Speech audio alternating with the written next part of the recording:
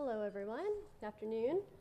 I'm Byrd-McDevitt, as Doug just mentioned, and I'm really excited to be here today with Lisa and Greg to share about dynamic pricing at the Children's Museum of Indianapolis. And we hope to spark a wider conversation about what this type of admission model means for the future of museums as we aim to increase access for our audiences. So Greg will first give some background on how dynamic pricing works, and then Lisa will share about our goals and learnings. And we'll also be sharing our web design for this and the communications plan behind the rollout of this massive change at the Children's Museum. So let's dive in. Greg? Hi, everyone. Just by quick way of introduction, my name is Greg Loewen. I'm the Chief Executive Officer of Diginex. We are a dynamic pricing company. All we do is develop customized, algorithm-driven dynamic pricing solutions for companies in a variety of different industries. And we're going to talk about dynamic pricing in the attraction space today. It's a fairly new concept in the attraction space. It's not yet widely adopted, but I would bet that in 5 years, it will be a widespread common practice in this industry. It helps with too many different common problems and works incredibly well in a variety of different applications. And I'm going to talk very briefly about some of the background and the concept, and then turn it over to Lori and Lisa, who are going to give you a real-life example of some work that we did with them at the Children's Museum. So first, what is dynamic pricing? Very simply, dynamic pricing is about aligning the price of your product or service with the naturally occurring demand patterns in the marketplace. It's about taking prices up and down, taking into account a variety of different factors that are unique to your market, unique to your institution, and ideally doing so with as much data and science behind it as possible. And we'll give you an example. Dynamic pricing, some of you may have seasonal pricing or peak, off-peak pricing, various forms of variable pricing where perhaps weekends are a little more expensive than weekdays, or summer is a little more expensive than winter if you have winter weather. We think that in itself is a significant advancement from a pure static pricing strategy, but that's not dynamic pricing. Under dynamic pricing, theoretically, all 365 days may have a unique price attached to them based on the supply and demand dynamics that can be seen for that given day. And those prices, once set, can actually change and evolve over time as new information is available, or say we get closer in to the day of admission and weather patterns start to play a role and so forth. The theory of the case underlying all of this is that each day at your attraction, at your museum, is a unique day and has different unique demand patterns and should be priced differently than other days. And if you don't, if you're using a pretty static pricing strategy, most days you're going to be systematically either overpricing or underpricing admission to your exhibit, and that leads to leaving money on the table. It can lead to overcrowding and queuing issues. It can lead to lower attendance than you might otherwise achieve. A lot of the common challenges that we know of in this industry can be traced back in some way to inefficient pricing. If you've ever bought an airline ticket or booked a hotel room or bought a ticket to an event, you've probably been subject to dynamic pricing. We often get asked, folks are aware of the dynamic pricing strategy in some of those industries. The one thing they tend to have in common is a fair amount of consumer backlash every once in a while. I'm here to tell you today that there is a very consumer-friendly way to introduce dynamic pricing in this industry in a way that actually is empowering to your visitors and gives them more choice and control over what they pay. And Lisa's going to tell you, Lisa and Lori will tell you a great story about that. The reason we think this applies to attractions, not only because we think it can unlock a lot of earned revenue, a lot of admission revenue that is left on the table today through the relatively static pricing strategy that most are entertaining, but it can also improve accessibility, which is a common and increasing challenge. Dynamic pricing can be used to shift attendance from peak to off-peak periods. It can be used as a motivating factor to convince visitors to purchase their tickets in advance earlier on and to make commitments to a specific day. And it can also deal with weather effects and other effects that are typically difficult to deal with a static pricing strategy. And you'll see some examples of that. In terms of how it works, and I've only got a very short time to talk about process today. If anyone's interested in hearing more detail, I'm happy to speak offline or set up a separate demonstration after the conference. But we use a lot of data. So we work very closely with many of the leading ticketing systems. We have existing technological integrations with many of them, and those that we don't, when a client comes to the table, we build it for them as part of our work. We pull all of the historical attendance and inventory data that's available going back years. We work with data at the transactional level. We'll combine that with other quantifiable data that may be available. Internal data we'll be interested in your web traffic data, in your marketing spend, in your exhibit lineup, both past and going forward. Anything that might be measurable, quantifiable, and helps us to predict demand. There's also a lot of room for each of our clients to customize how the solution works. So setting minimum, maximum prices, determining how behaviors change how prices will change over time, setting various decision rules and constraints on how the solution works. For this to work well, we've discovered it needs to be customized significantly to the unique goals and circumstances of each client. And Lisa will talk a little bit about give some specific examples of those types of customization elements that we used in the Children's Museum solution. We put all that together. We build a set of algorithms that will project demand for your institution, that will build quantifiable understanding around price sensitivity, as well as substitution effects, what convinces a visitor to come on one day versus another, and then use that to provide specific recommendations on the optimal price for admission for each day. We have a simple web portal. All of our price recommendations are presented to the client through this portal. With literally the click of a button, you can accept, reject, or easily modify any of the recommendations that we propose. And then with our integrations, once that work is done, our software automatically pushes those new prices into the ticketing system.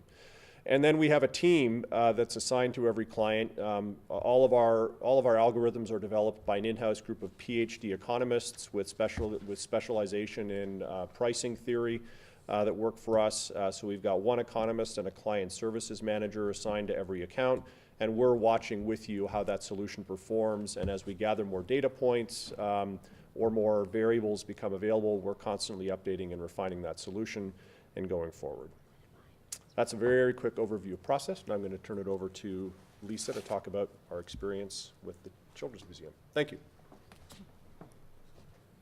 Well, good afternoon, everybody. I'm Lisa Townsend, and I'm the VP of Marketing for the Children's Museum of Indianapolis. How many of you have ever been to the Children's Museum of Indianapolis? So a couple of people. You don't count, Brad. The Children's Museum of Indianapolis is not a typical children's museum.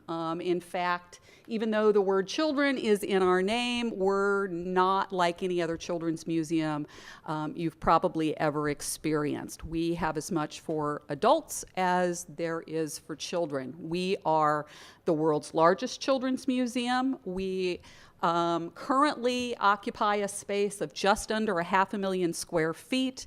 We see about 1.2 million visitors a year. We have an operating budget of around $30 million a year, and we have about 35,000 member households. So not your typical children's museum. We started thinking about dynamic pricing a few years ago. We started thinking about it, first of all, because we had been taking price increases systematically, both for our general admissions ticket as well as our membership prices every year for at least 10 years. And over the course of just going back to 2012, our general admission ticket price had increased by 29% in 5 years. And during that same time, guess what? We saw our non-member paid attendance decline. It had declined in that same period of time by about 9%.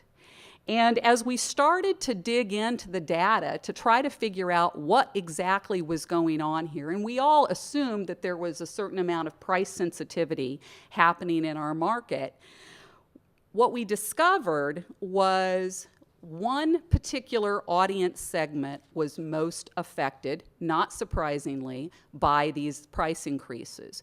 Those families that had an annual household income between 30 and 65K, their attendance had dropped off pretty dramatically over the course of the last four years. So you can see in 2013, our average ticket price was $14.32, and we had about 35% of our attendance was coming from that $35,000 to $65,000 household income range.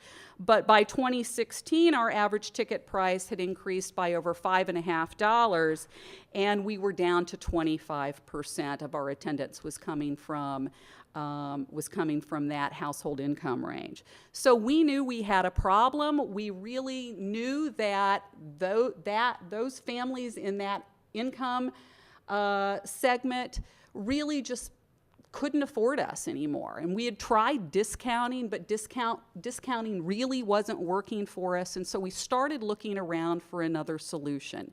And I was aware of another institution in Indianapolis that had recently started using dynamic pricing, and it was the Indianapolis Zoo. And so I started thinking about whether or not dynamic pricing could actually help us win back the price-sensitive demographic.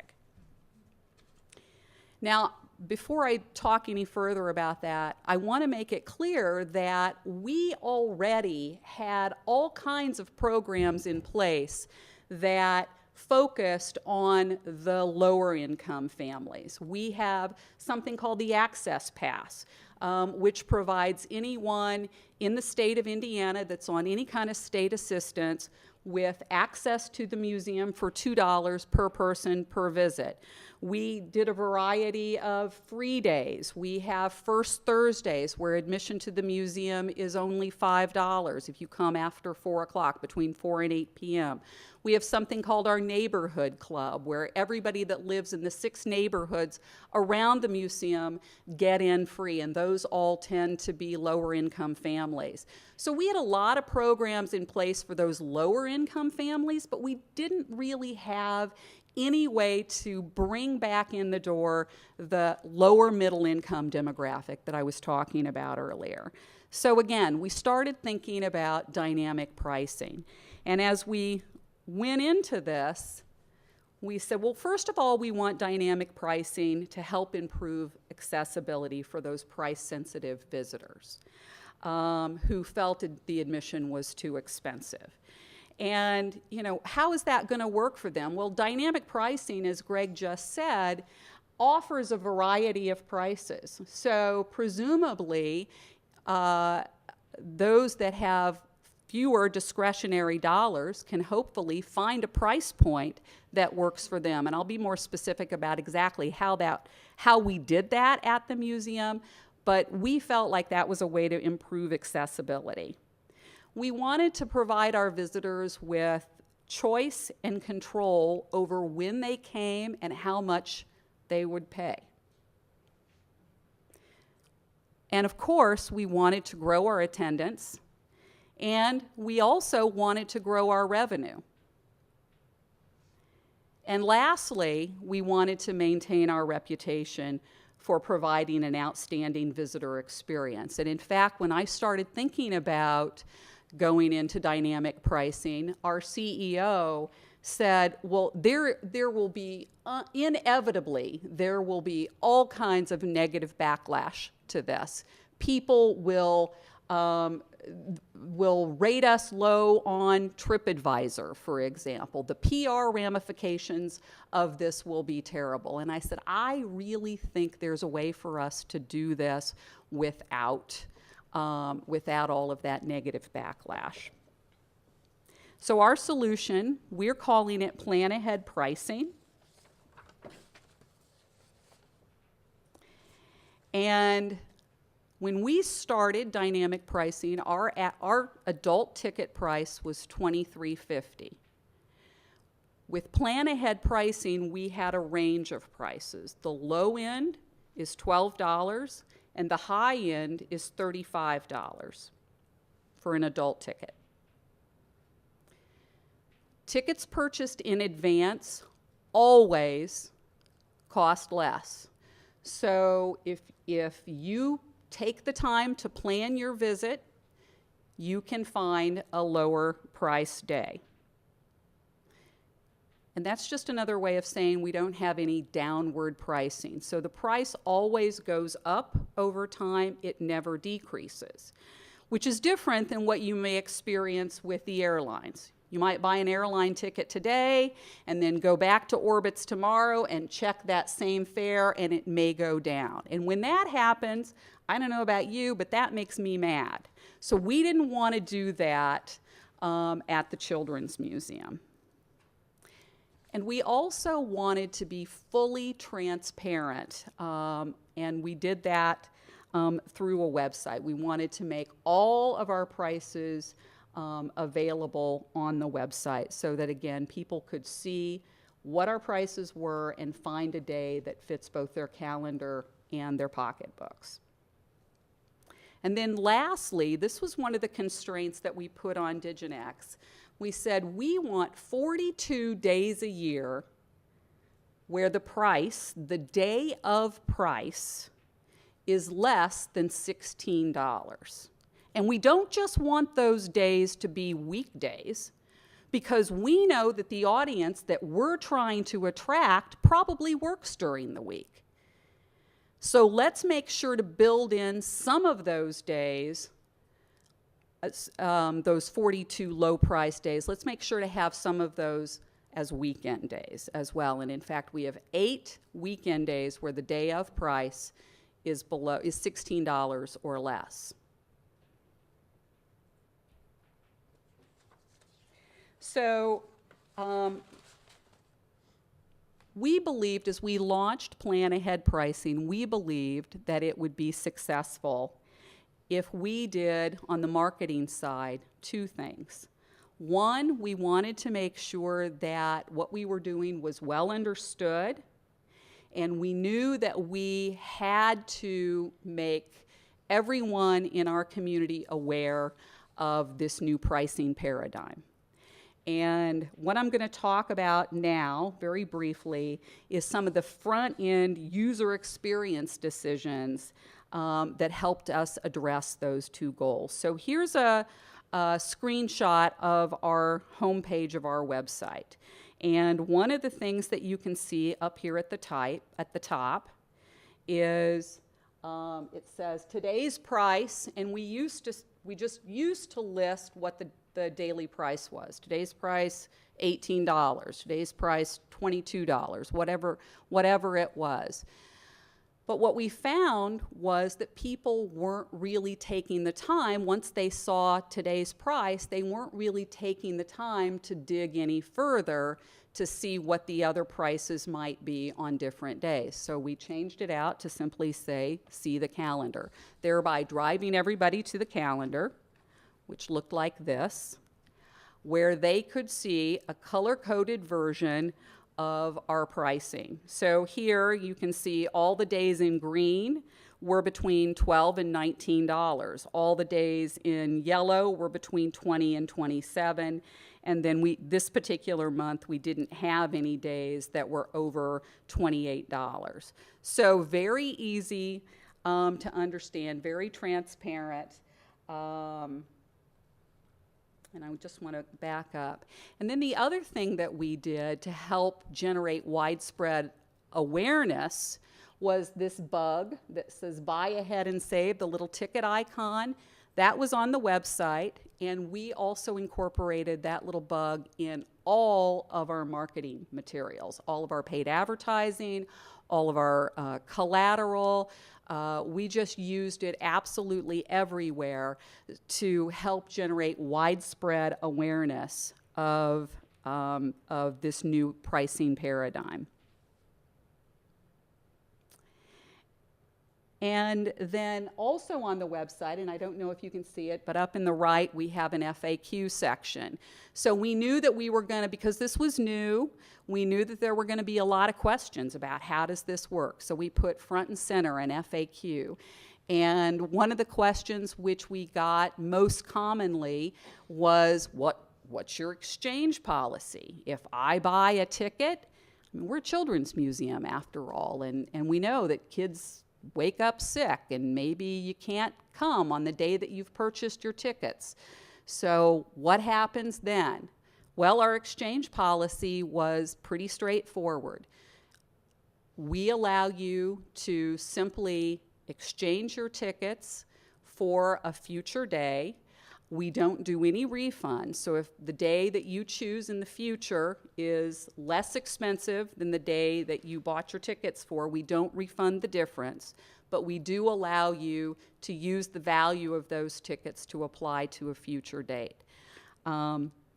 So that was the FAQ, and then again, some other messaging here on the right about, again, advance tickets always cost less.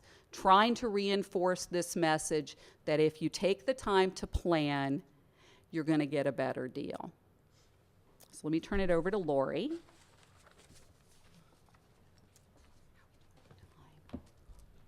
So our communications plan was central to our goal of, as Lisa mentioned, building understanding and awareness for plan ahead pricing. And we spent about 6 months preparing just the communications plan portion of this rollout. We, as Lisa mentioned, landed on calling it plan ahead pricing with the call to action to always buy ahead and save. And we carried this message throughout our existing advertising and PR campaigns in order to reach a wide audience, but we also developed a price-sensitive demographic campaign with our digital ad buys and our social strategy. At the same time, we had a lot of new messaging. We had to communicate to our lower income demographic about some of the changes that were going to be happening with our $5 First Thursdays and our Access Pass that was also part of this holistic approach.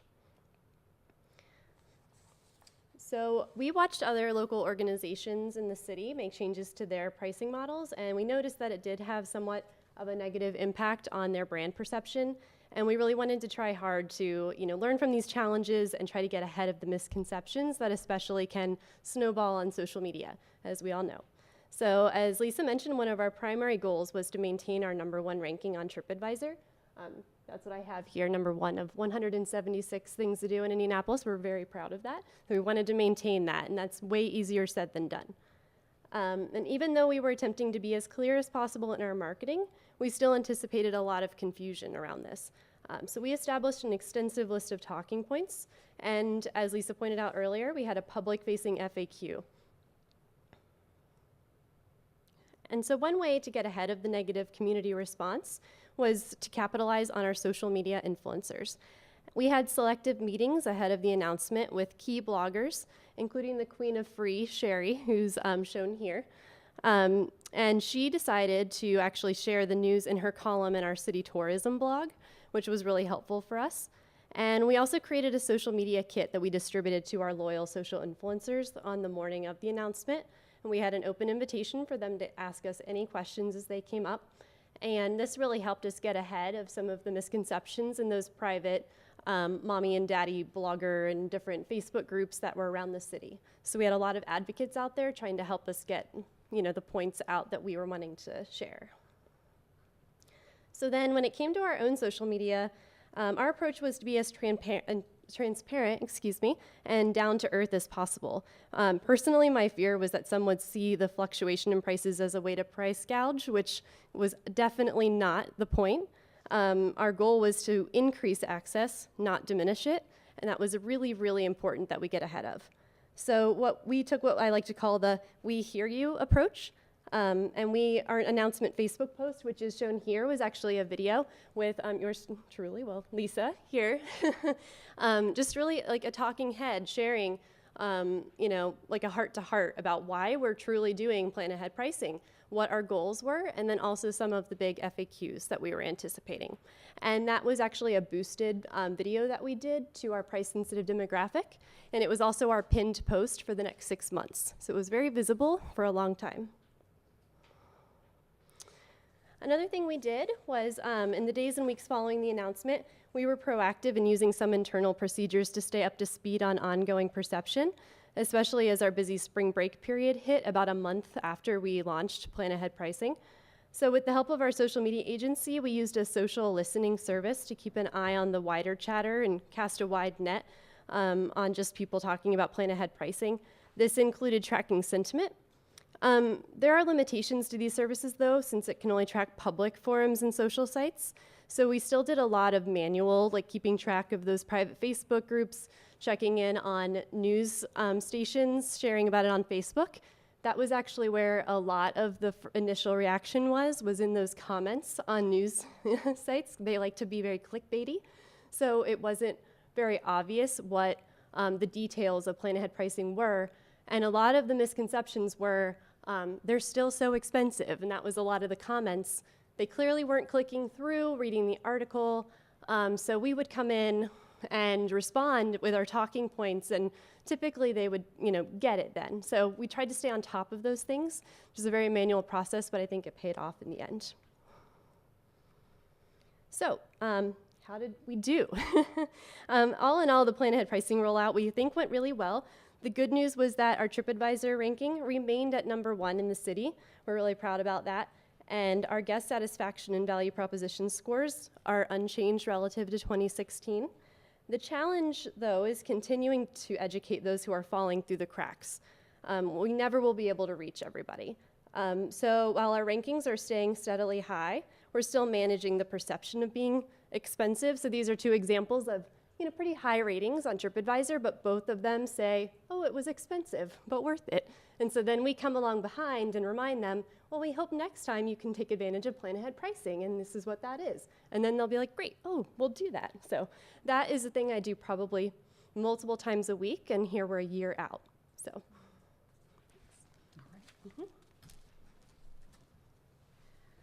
So now I'm going to show you some of the data, because I'm sure you're all wondering, well, at the end of the day, what does this look like? So this is a graph showing our non-member paid attendance. And it's interesting. What you can't see here is that we had been on a 5-year decline in terms of our non-member paid attendance going into 2016. And in 2017, even though it's not really easy to see here, we actually we have stopped that downward decline. And through the end of August, our attendance was up by about 1%. So not huge, but much, much better than that downward decline that we had been experiencing. And our revenue was also going up. Here it had gone up relative to 2016 by about 7.1%. So it was growing, our revenue grew at a faster rate than it had been during those previous years when we had been taking those price increases. But we started all of this because we were worried about accessibility, again, reaching that lower middle income demographic. And what we saw is that we have been successful at winning back some of that price-sensitive lower middle income demographic. And so you can see here in 2017 that we're at about 28% visitation coming from that lower middle income demographic, even though the average ticket price has gone up.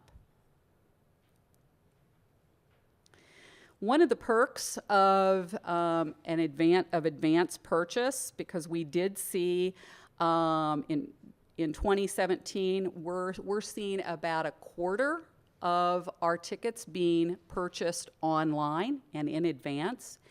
And one of the perks of that is that now we have all kinds of demographic data for those customers that are buying their tickets online. We have their zip codes. We serve them up a survey as soon as they're finished purchasing their tickets, and so we collect more information.